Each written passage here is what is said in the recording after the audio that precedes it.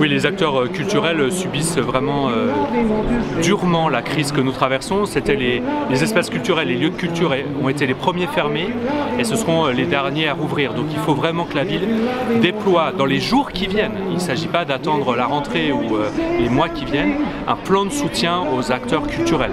Et nous entendons nous le concerter dès le début du mois de juillet avec l'ensemble des acteurs que la ville compte et définir eh bien, effectivement des moyens d'action, que ce soit des moyens matériels ou financiers, pour soutenir les lieux et les équipes artistiques qui auront été mis en difficulté par cette crise extrêmement difficile.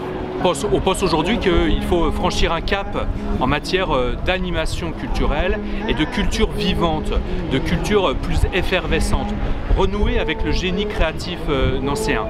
Nous, on veut d'abord irriguer tous les quartiers. Ça nous semble extrêmement important que la culture ne soit pas limitée à l'hyper-centre-ville, voire même à la place Stanislas.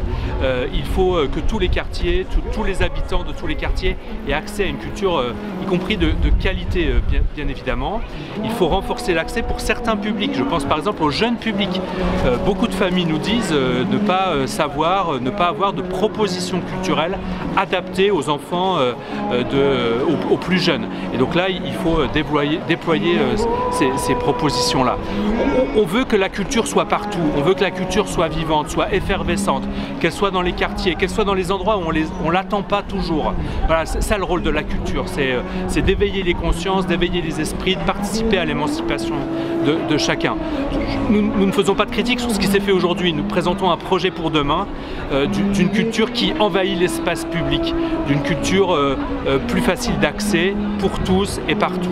Et Nancy est une ville du livre, le livre sur la place est un rendez-vous maintenant incontournable, mais on veut que cette identité liée au livre soit permanente sur toute l'année.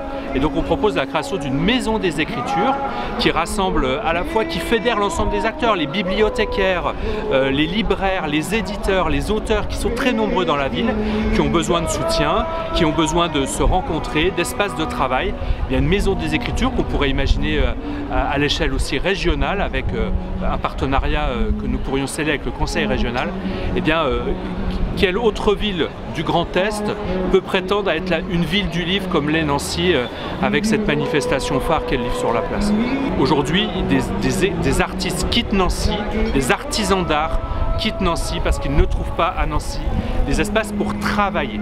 Donc ça, c'est extrêmement important de mettre à disposition de ces artistes, parfois sur la longue durée, parce que la création, ce n'est pas en 15 jours ou en 2 mois que cela se règle, des espaces pour travailler dans de bonnes conditions, expérimenter, avancer, revenir en arrière, créer tout simplement, parfois montrer, mais d'abord créer, travailler.